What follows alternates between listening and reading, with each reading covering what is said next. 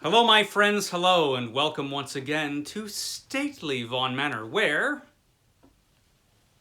Roger and I have returned to talk about all the exciting stuff I read last week.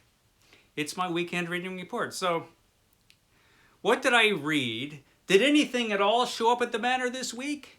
Not too much did, but one thing kind of exciting did. Okay, so for my weekend reading report, let's get right to it. So it is Garbogust, the greatest reading event ever created by anybody.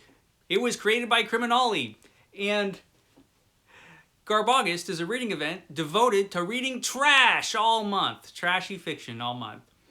And each week is kind of has its own theme, right? And so the first week was like men's adventure and category romance, I think is what it was.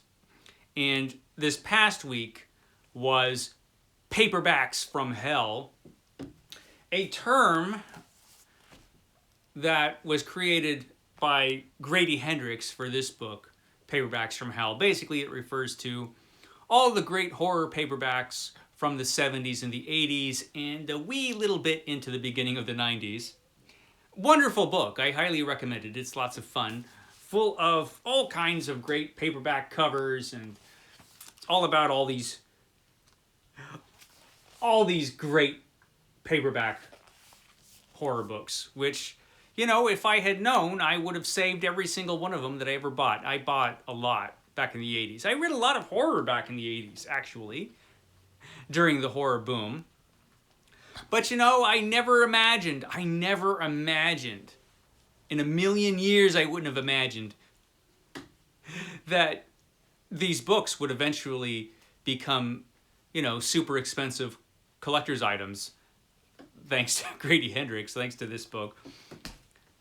And I guess I always thought that the paperback boom the horror paperback boom would just continue. I just always thought, there'll always be these crazy, cheesy horror paperbacks like this. But then horror kind of became much lower profile, let's say, in the 90s. The horror boom died out. But now I'm happy to say that horror seems to be coming back. The last time I went to a Barnes & Noble, which was a while ago now, but the last time I went to one, there was actually a horror section. And there hadn't been one of those in my Barnes & Noble for a long time. So that was encouraging. That was an encouraging sign. So I did read a great paperback from hell. Actually, 6 of them that were combined into this, Blackwater by Michael McDowell. So this is a long novel that was serialized back in the 1980s. It was released as 6 separate paperback books, and it is now collected into one book, which is appropriate because it really is one novel. All about a rich family, the Caskies, down south by the Perdido River, and a river monster marries into the family. It's a shape-shifting river monster, so, the family doesn't know that she's a river monster, but she is. She's a horrifying river monster. And, when no one's looking, sometimes she'll go out and transform back into a river monster self and do terrible things like, tear people apart and eat children. The stuff you would expect a river monster to do. And that is mixed up in this, multi-generational family saga. It's wonderful. This is a wonderful book. By far, I think this is probably Michael McDowell's best book. It's a trashterpiece. It really is. It's fantastic. I will do a whole review of this book because it deserves its own video. And there's a lot to say about this book. A lot, actually. It's just grand. The horror is kind of spaced out in this book. You can go several chapters and there won't be any horror element to those chapters. It's just like family stuff and drama. But you don't you don't even notice because it's all so compelling and well written and interesting with a large cast of really great characters. It's great. But then, then the horror shows up and you're like, it's excellent. I highly recommend it. Like I said, I'm hoping hopefully this week I'll get a review of this book out. Because like I said, it deserves it. It is so good. Blackwater, just fantastic. And it is long, so I actually got through it fairly quickly for me because I'm not the fastest reader in the world. It's 788 pages long. And took me, a week, almost 2 weeks, something like that? I don't know. Something like that. And I'm forgetting what number this is for my 500 book challenge, the challenge where I have to read 500 books I own before I'll buy any new ones. I'll put the number right here because I don't remember. But yeah, Blackwater, great. It's a great book. So yeah, that was the first thing I read. Then I read another wonderful classic, James Herbert's The Rats. So this is an animal attacks book, obviously. One of the big animal attacks books. One of the greatest animal attacks books. I guess this is number 1 in a trilogy. A whole trilogy about killer rats. So there are these giant killer rats that show up in 1970s London and just go on a rampage and just, eat people. It's wonderful. That's what it's about. Giant rats that show up in London and just start chowing down and attacking people in different places. Movie theaters, the subway, all the cool places rats would want to find you and eat you. And it's just great. Very pulpy, but very well written. It was a really good horror novel. Really quickly paced, and it has everything you're going to want in an animal attacks book. It's probably not the best animal attacks book ever, but it's probably up there. It's pretty good. So yeah, The Rats, it did not disappoint. It was wonderful, and I've got to read more Herbert. Unfortunately, I do not have the second and third parts of The Rats. I don't have those books, so I'm going to have to wait until after the 500 book challenge is over to read the sequels. I do have a couple other Herbert books that are not Rats books. I think the next one I'm going to read is The Dark, but yeah, this was great. This was perfect. It was perfect for Garbogist. Wonderful book. So yeah, there you go. It's wonderful if you like reading about giant rats. It's wonderful if you like reading about giant rats eating people, and really, who wouldn't? Who wouldn't want to read that? So yeah, there's that. I read those books, and because this one was so long, that's all I read for books. Now,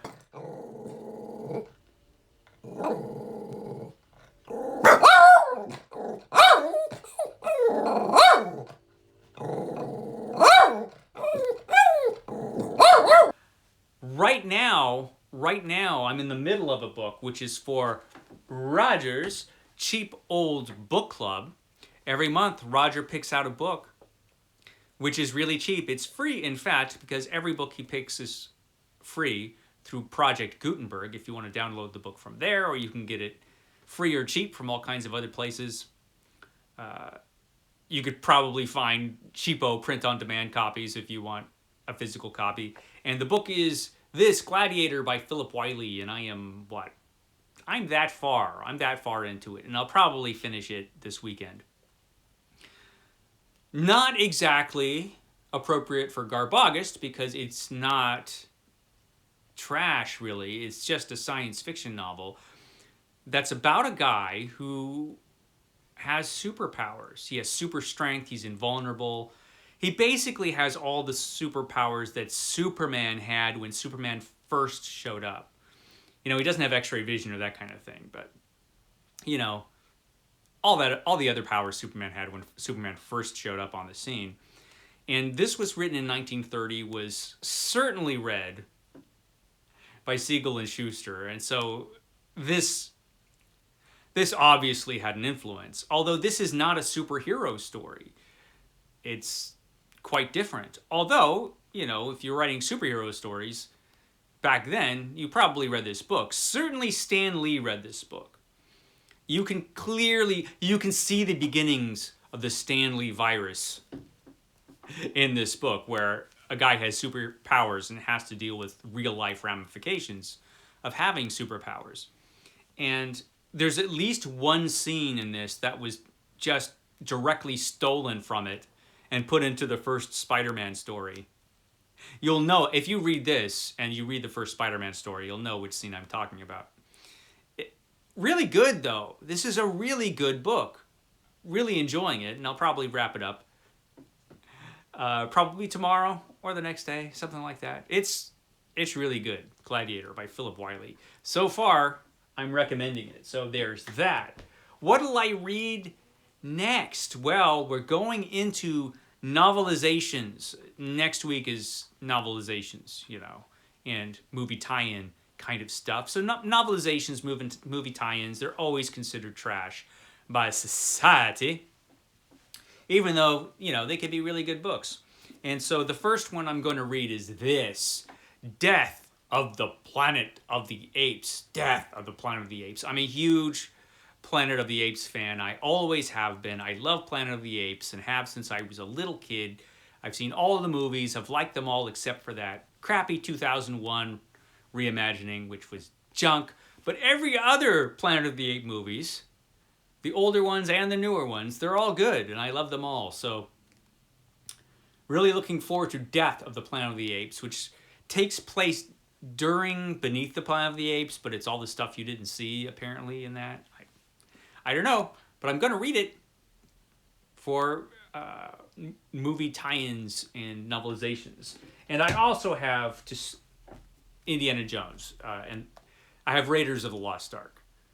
Raiders of the Lost Ark. So this one I'm going to try to read next week too, for novelizations. Hopefully, sometime this month, I'll be able to get back to the Edgar Rice Burroughs deep dive with Tarzan and the Jewels of Opar. This is the next one. I might read this during August, even though clearly Tarzan isn't trashy at all. Not at all. No. So I'll read that. I also read comics.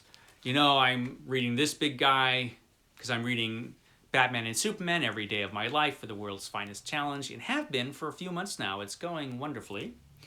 But, I'm only reading one story a day from this, the Silver Age Omnibus for Batman, and the Golden Age Omnibus Superman Volume 2. So, they're taking a while, and they're going to continue to take a while. But they're fantastic, and I'm really enjoying both of these books, really enjoying my time with Superman and Batman.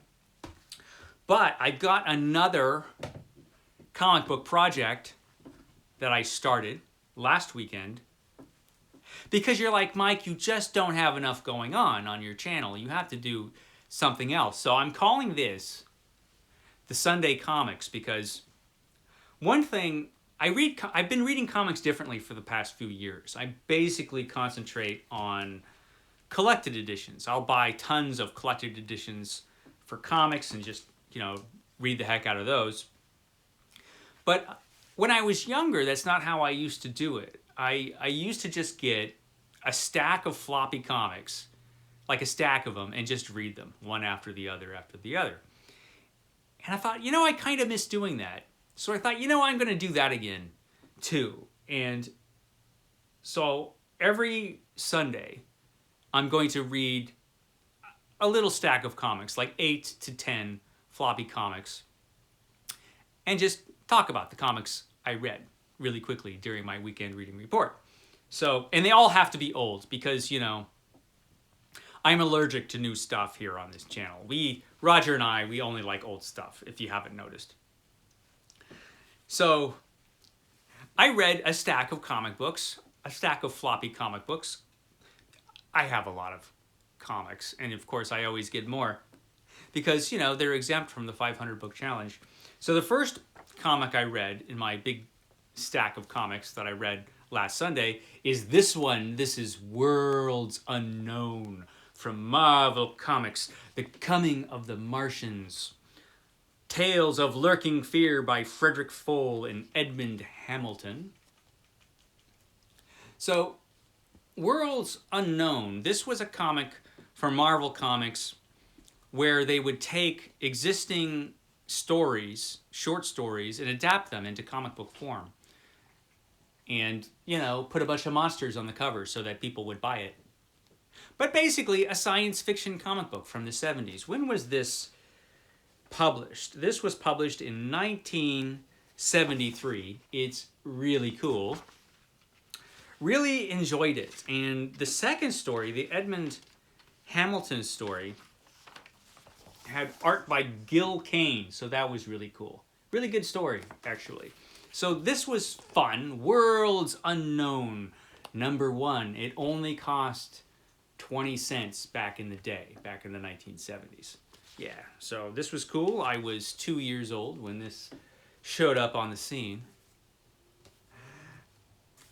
The next book I read, the next comic book I read for the Sunday Comics was Batman, Legends of the Dark Knight. I got this fairly recently, has this great Alex Ross cover on it, which this is all about Robin. Batman, Legends of the Dark Knight, special 100th issue. And this was published in 1997. 1997 is when this came out. And it actually had a really good story about Jason Todd, actually, who tragically was killed. And yeah, this actually was quite well done, this Jason Todd story in here. Better than the Dick Grayson story that was in here. Although that was pretty good too. So I read this. Legends of the Dark Knight special 100th issue. Then I read Hawkman. This is Hawkman number 27. Hawkman number 27. Which came out in 1968. So this is 1968. I think my mom got this for me. She picked it up at a garage sale or something. I don't know. She sent it to me with some other comics. In this issue, Hawkman is attacked by flying yetis. They're flying yetis, of course. That's not unusual at all. Flying yetis, and that's the kind of thing that Hawkman runs into. So it was actually a good issue. It was a good issue of Hawkman. Lots of Hawk Girl in it, or Hawk Woman. And then I read this one. This is From Beyond the Unknown. From Beyond the Unknown. And this was published by DC, which had a bunch of reprints in it. This was published in the 70s, right? This is from 1970, a year before I was born. But it had a bunch of stories that were reprinted from older DC comics. And the best one, The Amazing Human Race, is all about praying mantises. And little did we know, but praying mantises are planning to conquer the earth. They're going to destroy human beings and they're going to destroy our society and make us their slaves. And make us race, like they have here on the cover. Thank goodness we avoided that terrible fate. But yeah, this was pretty fun. This was a pretty fun comic, Beyond the Unknown. And then I have a Superman comic. This is Superman issue 137. Superman volume 2, 137. This is the Superman series that follows the continuity that John Byrne started. John Byrne restarted Superman at '1, and this is 137, issue 137 of that series of Superman. And this features the Superman from 2999 AD.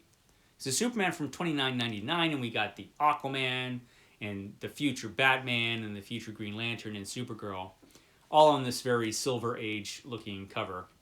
And this was published in 1998. And it was pretty good. It's a pretty good Superman story featuring the future Superman. So that was good. But the next one was a lot better. This was Tarzan. So this is from Dark Horse Comics. And this is the first issue of Dark Horse Comics' continuing Tarzan series. It didn't last very long, but they had a Tarzan series. And this was #1. And it's really good. It's really good, actually. When was this published? This was published in 1995. And it's pretty great. The artwork in this is excellent. The story was excellent. It was a really good series. So I'll probably continue along with this because I haven't read these comics since 1995. So it's been a while since I've read Tarzan #1.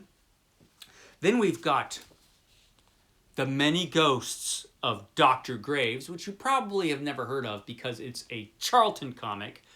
Charlton comics were kind of like the crappy comics if you compared them to Marvel or DC. They were just not in Marvel or DC's league. And, you know, they were a step down in quality. Now, this is a Steve Ditko cover. Dr. Graves was kind of this supernatural investigator, occult detective type, but all he does is he kind of introduces these stories. He just tells creepy stories like The Crypt Keeper and Tales from the Crypt. And the last story in here, uncredited, because Charlton didn't credit any of the artists in this issue, but it has a story illustrated by Steve Ditko. It's not the greatest Steve Ditko story in the world, but it is very much Steve Ditko. I mean, you can spot his artwork from a mile away, and it was, you know, it was decent. It was fun to read this Steve Ditko story I'd never read. And then on the back, you can order sea monkeys. You order sea monkeys, they look just like that if you order them. I remember these ads so well, the sea monkey ads. You know, just, you know, get some sea monkeys, why not? This next one's really fun. This is Godzilla, King of the Monsters, #23. Now, in this exciting issue of Godzilla, this is Marvel's Godzilla, Godzilla goes up against the Avengers, including Thor and the Fantastic Four. And I know what you're thinking. You're thinking, couldn't Thor handle Godzilla all by himself? No, apparently, not according to this issue. Now, this issue was illustrated by Steve Donahue's favorite comic book artist, Herb Trimpe. Herb Trimpe does the artwork. He gives Godzilla a big horse-looking head, but it's cool. I remember really enjoying this. And of course, he goes up against S.H.I.E.L.D. as well. He goes up against S.H.I.E.L.D. So this was a fun issue to read.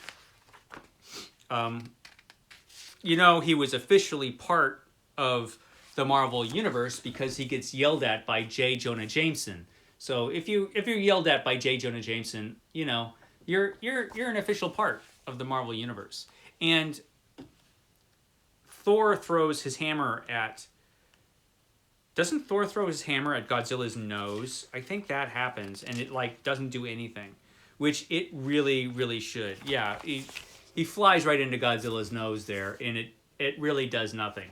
But, so yeah, it's a random stack of comics, and this one had this one. Godzilla, King of Monsters, #23!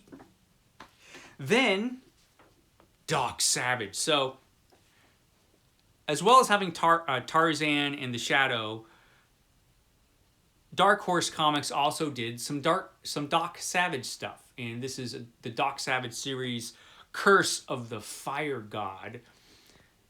And it's pretty good. I don't know that any of this stuff has ever been reprinted in any kind of collected editions. So there's a bunch of stuff that I think has just never been collected that Dark Horse published. From Dark Horse's versions of Doc Savage and the Shadow and Tarzan. Well, Tarzan was collected in a collected edition. I do have that one. But this would be cool to have if it exists. I'm not sure it does. But it's pretty good. It's a pretty cool version of Doc Savage. Doc Savage having a very Doc Savage-like adventure. in this Dark Horse issue. And when was this published? It was the 90s, I know that. It was published in 1990. Boy, that's tiny. 1995 is when this one was published. And the last one I read for Sunday Comics was Conan. It was Conan. So this is Conan the Adventurer, issue number 1. This was the follow-up to Conan the Barbarian, which they canceled, Marvel did, but they still kept, even though they canceled Conan the Barbarian, they kept publishing Conan for a while, including this series, Conan the Adventurer. And this takes place in Conan's early years. It's has special cards. It has special card stock embossed for the cover. It's really cool. And actually, it's a really good story. I mean, look at that. That's some Conan stuff going on in this issue. Again, this is a series that I don't know if this has ever been collected. It really ought to be. It really ought to be collected. And so maybe Titan Comics will collect this stuff. I think there was only like 11 or 12 of these. Something like that. It didn't last too long, this series. But good. It was good. So I read that. So that's all the Sunday Comics I read. The only thing that came into the Manor this week, I believe, if I'm remembering right, is this awesome epic collection, Daredevil, the Man Without Fear, Into the Fire. This has Daredevil's issues 312 through 318, annual number 9. Daredevil, Black Widow, Abattoir, and Daredevil, the Man Without Fear, 1 through 5 by Frank Miller. And that's the thing to get this for. So basically, it's all the Daredevil stuff from 1993 to 1994. Really, really excellent collection. And there's so much stuff in here. And it's worth it for Daredevil, the Man Without Fear, all on its own. I mean, yeah, all on its own. That makes this epic collection worth it. But there's a bunch of other stuff in here as well. So it's really cool. I'll add this to my other huge shelf full, or huge bookcase full of epic collections, if I can, stick it in there. It's out of control, that bookcase. I think that's all I have to say. Is that all I have to say? Man, I've been going on. Almost for a half hour I've been talking. I'm sorry. I will shut up now. I will catch you next time.